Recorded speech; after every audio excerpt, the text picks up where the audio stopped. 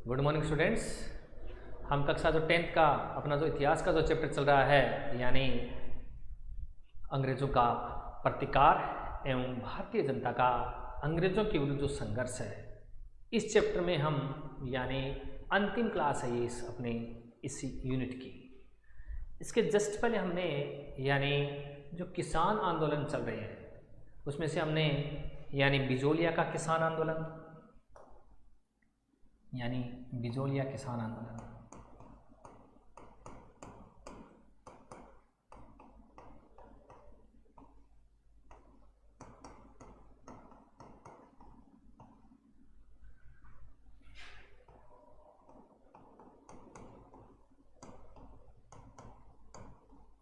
दूसरा हमने पढ़ा था सीकर किसान आंदोलन।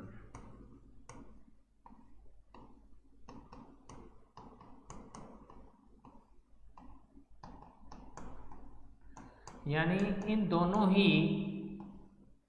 आंदोलनों ने एक तरह से बात की जाए तो एक यानी पूरे राजस्थान में यानी ये जो आंदोलन था बिजोलिया वाला तो पूरे राजस्थान में एक प्रेरणा का स्रोत रहा।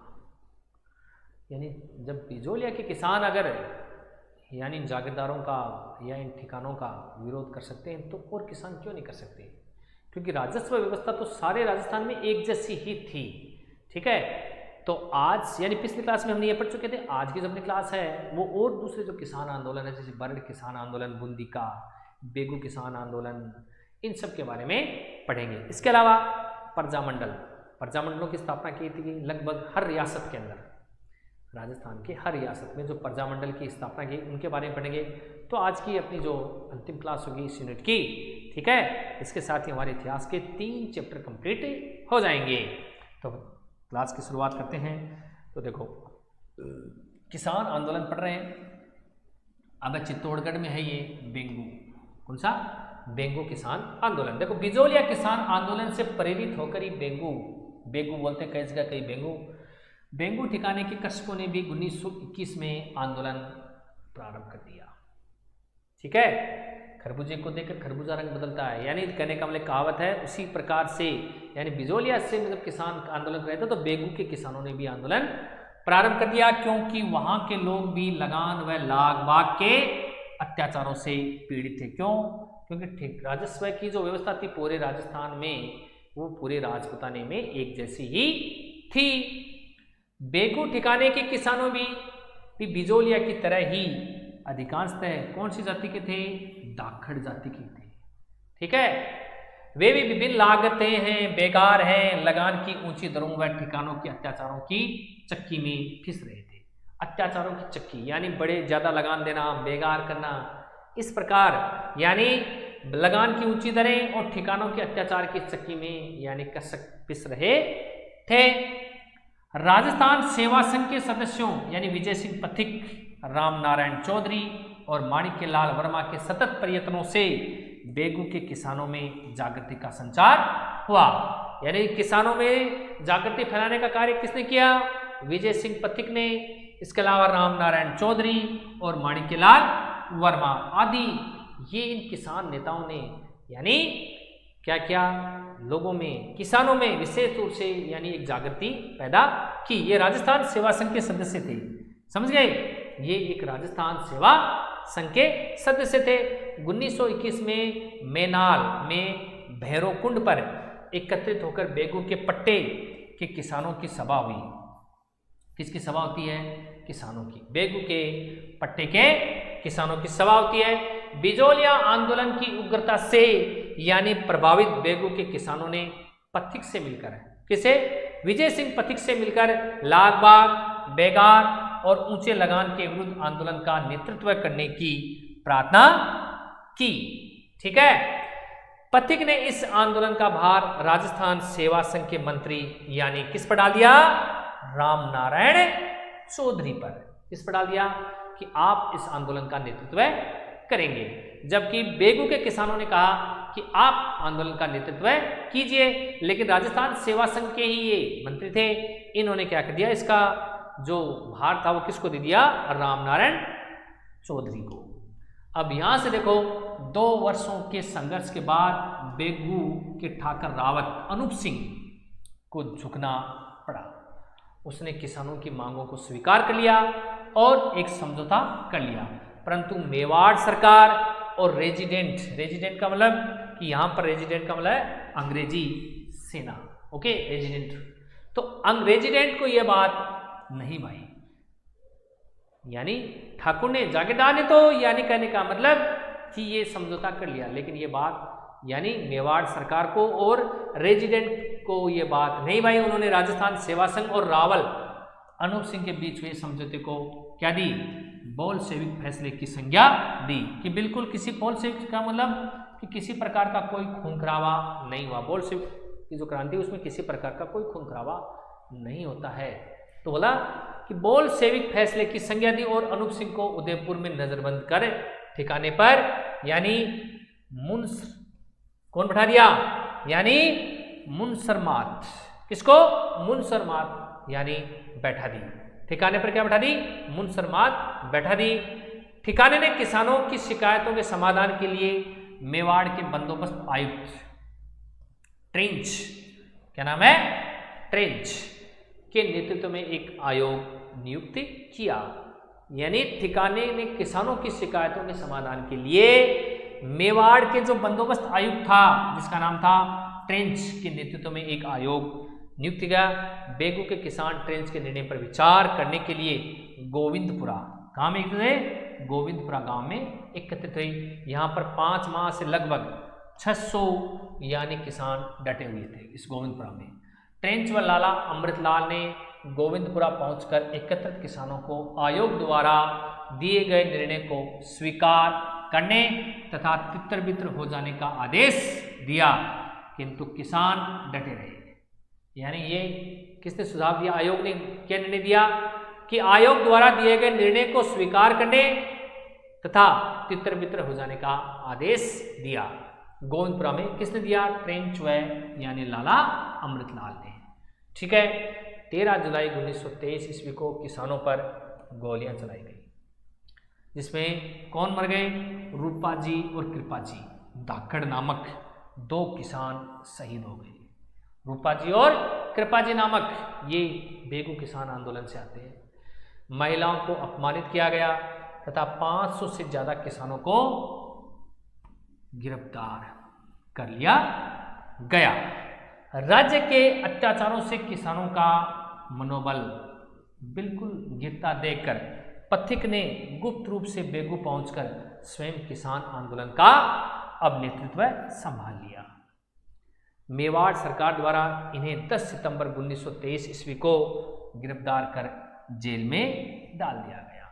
यानी मेवाड़ सरकार ने किसको, पथिक को भी गिरफ्तार कर कहाँ डाल दिया गया, जेल में, जिसके बाद आंदोलन धीरे धीरे क्या हो गया, समाप्ति हो गया। अब है अगला दूसरा आंदोलन बरड़, ये था बूंदी में है बरड़, बूंदी किसान आंदोलन भी बोल सकते हैं इसे। बिजोलिया और बेगू के किसानों के समान ही बूंदी राज्य के किसानों को भी अनेक प्रकार की लागतें, बेगार और वही ऊंची दरों पर लगान की रकम देनी पड़ती थी। यानी ये सब कुछ उनको देना पड़ता था, जो जैसे ब्याज की लगान की ऊंची दर है, ठीक है, बेगार, इससे त्रस्त बिजोलिया की सीमा से जुड़ा एकदम बिजोलिया, भीलवाड़ा जो यानी बिजोलिया से जस्ट जुड़ा बूंदी, यानी राज्य की बरड़ क्षेत्र के किसानों ने बूंदी प्रशासन के विरुद्ध अप्रैल 1922 में एक आंदोलन का श्री गणेश यानी शुरुआत कर दी।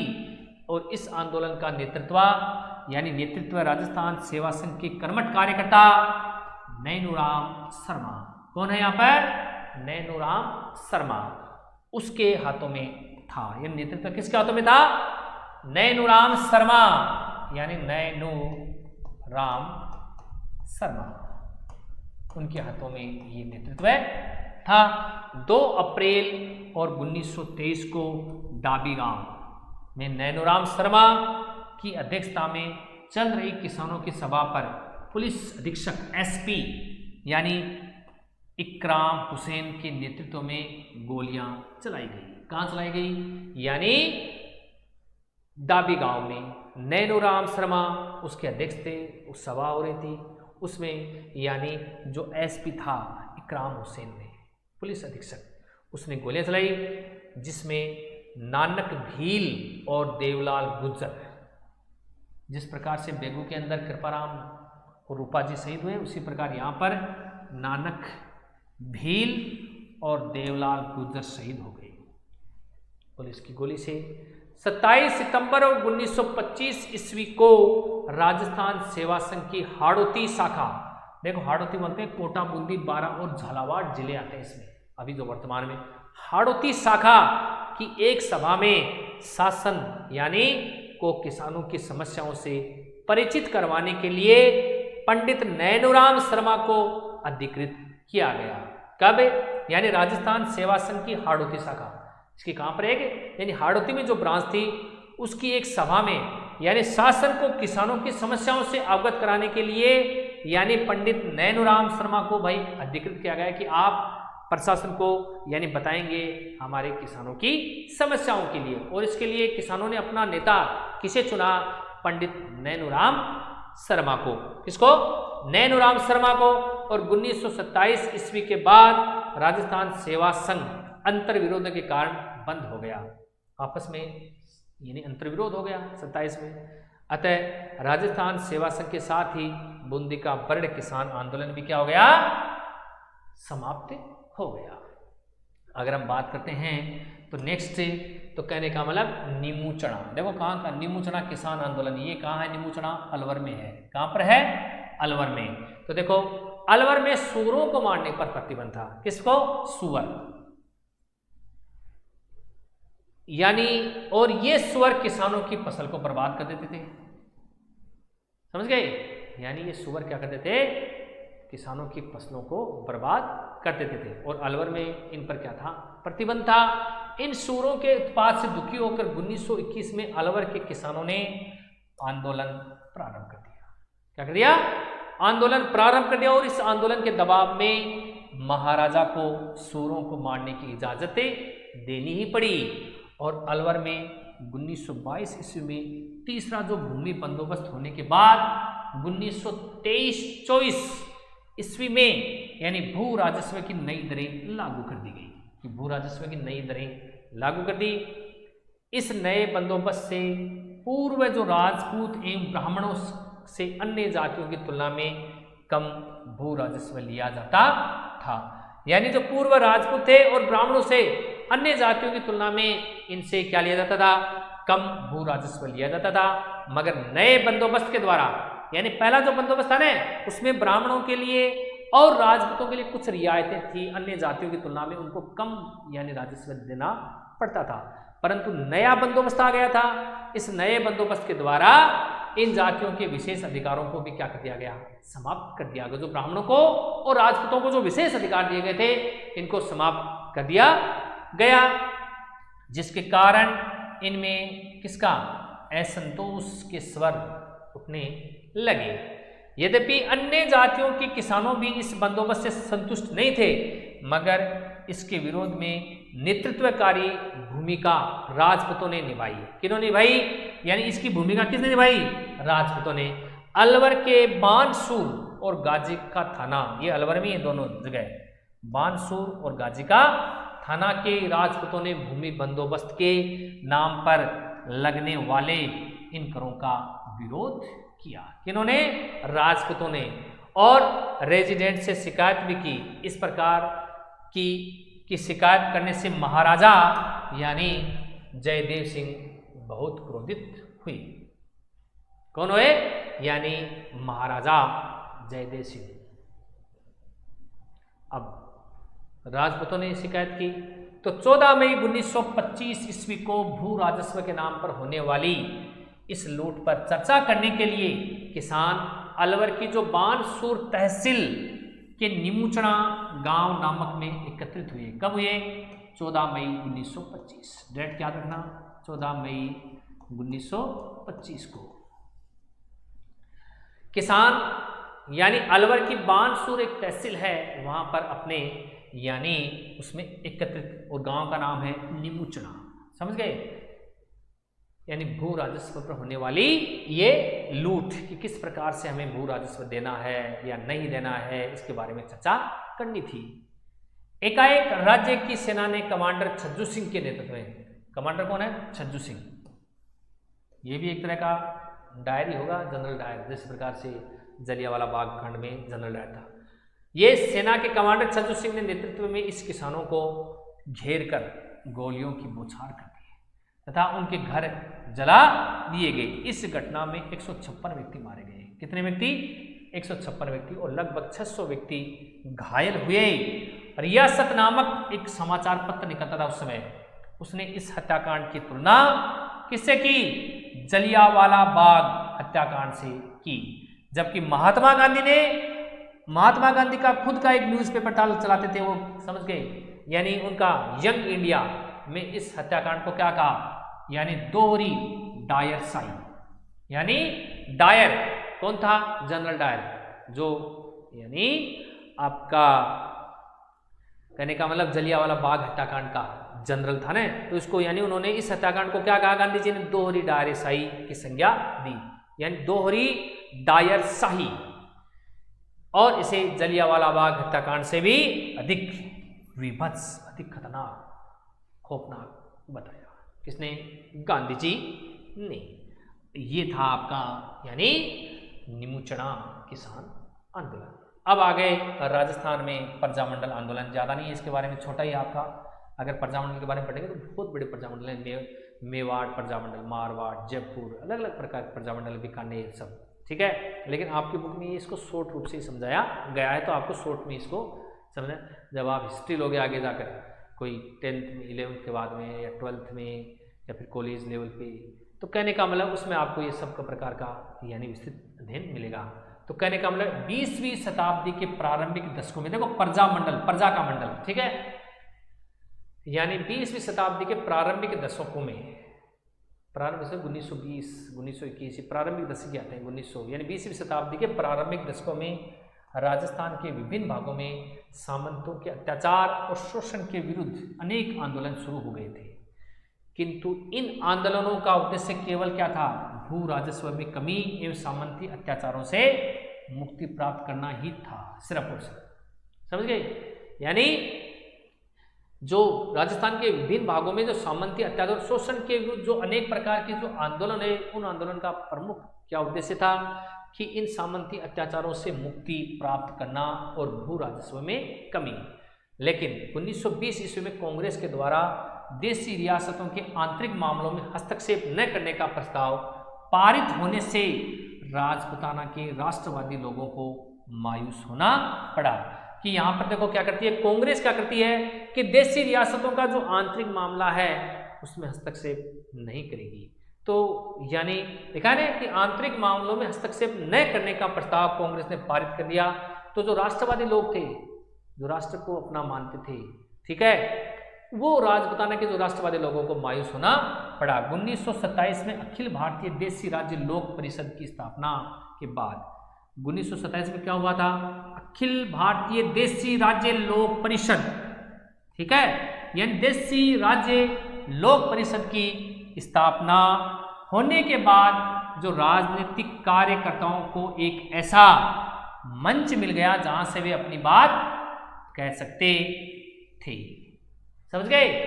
इस संस्था की स्थापना और प्रथम अधिवेशन कहाँ हुआ? यानी 16 से 18 दिसंबर 1927 को बंबई में दीवान बहादुर राव चंद्र राव की अध्यक्षता में आयोजित हुआ। पहले अध्यक्ष कौन थे इसके? दीवान बहादुर रामचंद्र राव, ओके, उनकी अध्यक्षता में ये जो आपका अखिल भारतीय देशी राज्य लोक परिषद, इसका गठन हुआ। संस्था की कार्यकारिणी में राजस्थान के 7 सदस्य और थे। कौन कौन थे? 7 सदस्य, जिनमें नैनूराम शर्मा कोटा से, शंकरलाल शर्मा अजमेर से, जय नारायण व्यास व कन्हैया लाल कलयंत्री जोधपुर से, रामदेव पोदार व बाल किशन पोदार बीकानेर से तथा त्रिलोकचंद माथुर करौली से, ठीक है, और राम नारायण और श्री विजय सिंह पथिक संस्था के उपाध्यक्ष बनाए गए। इसके इस संस्था का उपाध्यक्ष तथा श्री राम नारायण चौधरी राजस्थान तथा मध्य भारत के लिए प्रांतीय सचिव चुने गए।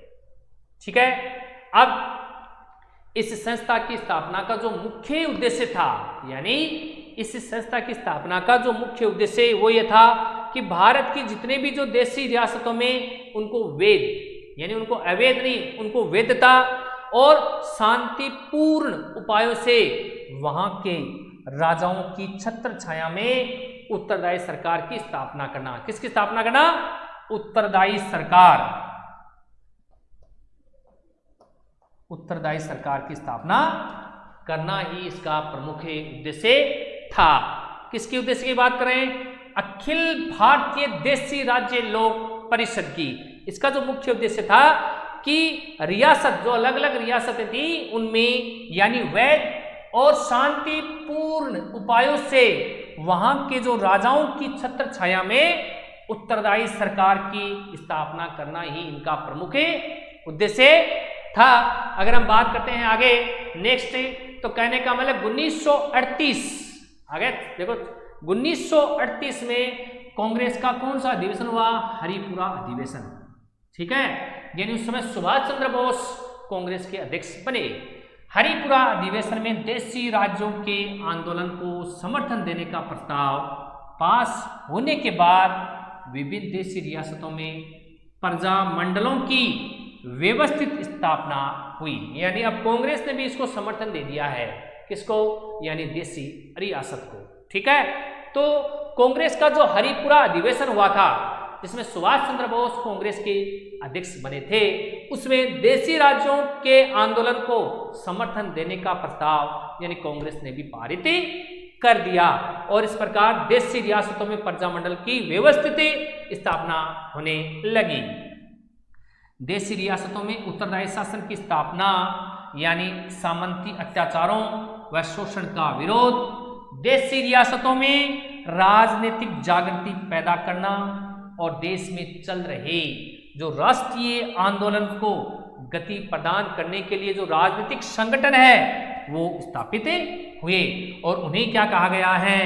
प्रजामंडल। देखो प्रजामंडल में मुख्य क्या है काम कि देश के अंदर जो राजनीतिक संगठन है यानी जो स्थापित हुए हैं उनमें राष्ट्रीय आंदोलन को गति प्रदान करना है। ठीक है, और शोषण का विरोध करना है, देशी रियासतों में राजनीतिक जागृति पैदा करनी है। ठीक है, ये इस प्रजामंडल का मुख्य उद्देश्य था और इसी उद्देश्य से इन प्रजामंडलों की स्थापना की गई थी। राजस्थान की सभी रियासतों में अपने अपने प्रजामंडल क्या थे? कार्यरत रहे थे, जिन्होंने आजादी तक यानी 1947 तक उपरोक्त मुद्दों पर समय समय पर अनेक आंदोलनों का संचालन किया। अब देखो प्रमुख जो आपके प्रजामंडल है, ध्यान देना, जयपुर प्रजामंडल, इसकी स्थापना 1931 में होती है। इसके संस्थापक हैं जमुनालाल बजाज, जो हमारे सीकर के जिले के ही थे, काशी का वास। ठीक है, जमुनालाल बजाज व कपूरचंद पाटनी।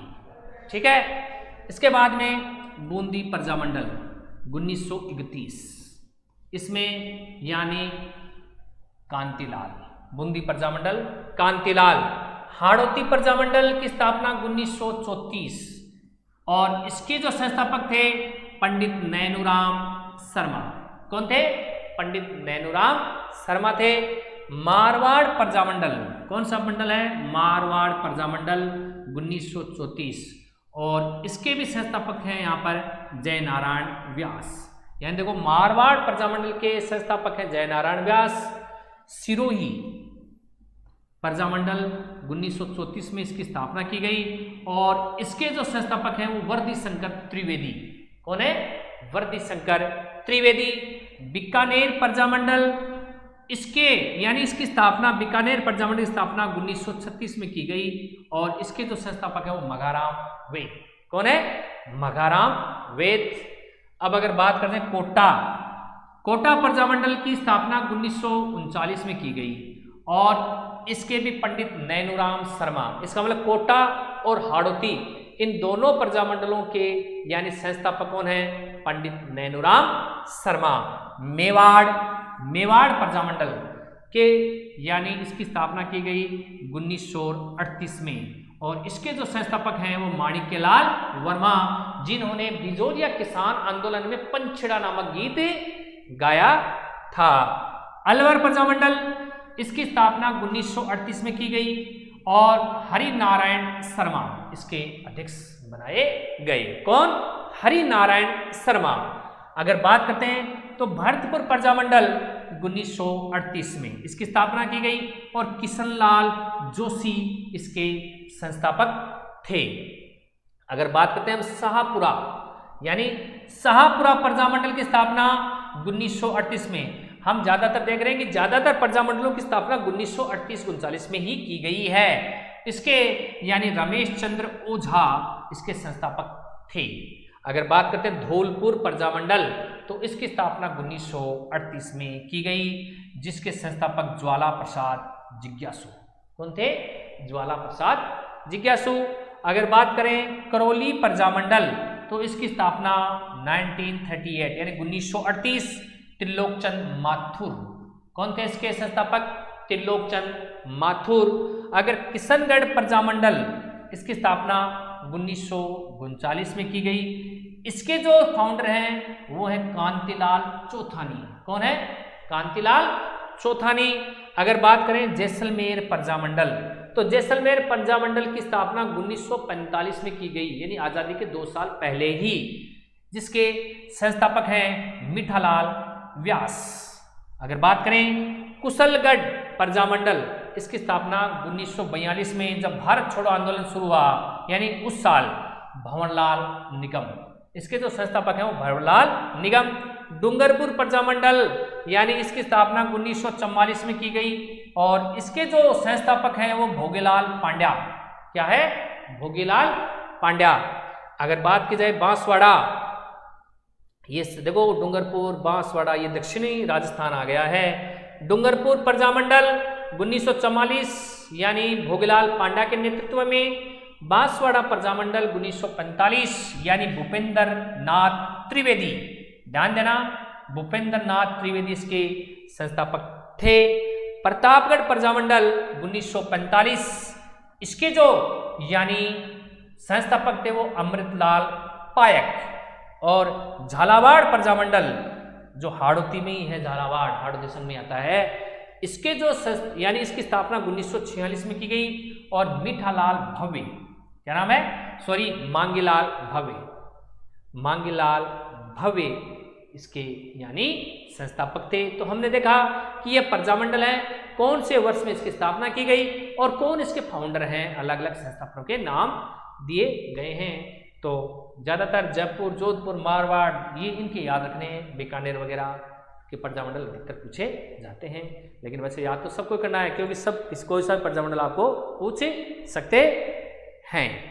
अगर बात करते हैं तो महिलाओं ने क्या भूमिका निभाई, देखो इस प्रजामंडलों में, यानी जब प्रजामंडल आंदोलन हुई, इन आंदोलन की सबसे बड़ी उपलब्धि ये थी कि इसने महिलाओं को घर की 4 दीवारी से बाहर निकालकर और पुरुषों के बराबर खड़ा कर दिया।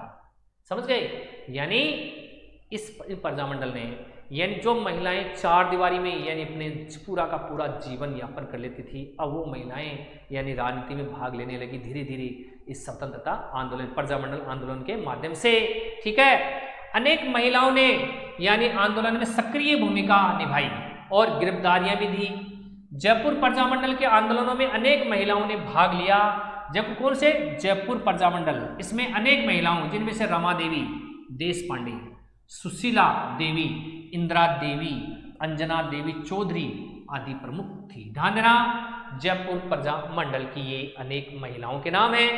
भारत छोड़ो आंदोलन 1942 1942 यानी क्विट इंडिया मूवमेंट, अगर अंग्रेजी की बात करें तो भारत छोड़ो आंदोलन के दौरान यानी जोधपुर में गोरजा देवी, ध्यान देना, जोधपुर में गोरजा देवी, सावित्री देवी भाटी और सिरे कंवल व्यास, राजकौर व्यास आदि ने गिरफ्तारियां दी।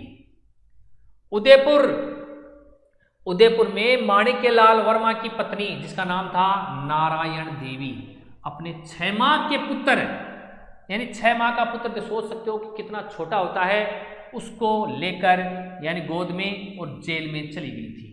ठीक है, प्रजामंडलों के कार्यकर्ताओं ने सामाजिक सुधार, शिक्षा का प्रसार करना, बेगार का उन्मूलन यानी एक तरह से इनको उखाड़ फेंकना इस बेगार प्रथा को, तथा दलित आदिवासियों के उत्थान पर भी ध्यान दिया। यानी इन प्रजामंडलों के कार्यकर्ताओं ने, इस संगठनों ने, यानी ये जो संगठन थे इन्होंने उत्तरदायी संघर्ष के लिए आंदोलन चलाए, जिससे राजाशाही और जो सामंत थे उनके शोषण से दबी जो राजस्थान की जो जनता में एक राजनीतिक यानी जन जागृति वो पैदा हुई। 1938 से पहले यानी देसी, देखो ध्यान देना, 1938 से पहले देसी रियासतों यानी देसी सामंजस्य नहीं था। ठीक है, 1938 से पहले यानी देसी रियासतों की जनता का राष्ट्रीय आंदोलन के साथ प्रत्येक सामंजस्य नहीं था, क्योंकि 1938 में जो हरिपुरा अधिवेशन हुआ जिसमें सुभाष चंद्र बोस कांग्रेस के अध्यक्ष बने, उन्होंने देशी रियासतों का समर्थन किया और हर रियासत में एक प्रजामंडल की स्थापना के लिए यानी एक कांग्रेस का प्रस्ताव पारित किया। किंतु प्रजामंडल की स्थापना के बाद 1942 के भारत छोड़ो आंदोलन के दौरान यहाँ के स्थानीय यानी आंदोलन राष्ट्रीय आंदोलन का हिस्सा बन गए। इससे राष्ट्रीय आंदोलन को क्या मिला? और बढ़ावा मिला। तो ये अपना जो लेसन नंबर जो आपका 3 अंग्रेजों का प्रतिकार एवं संघर्ष, ये अपनी यूनिट यहीं समाप्त होती है।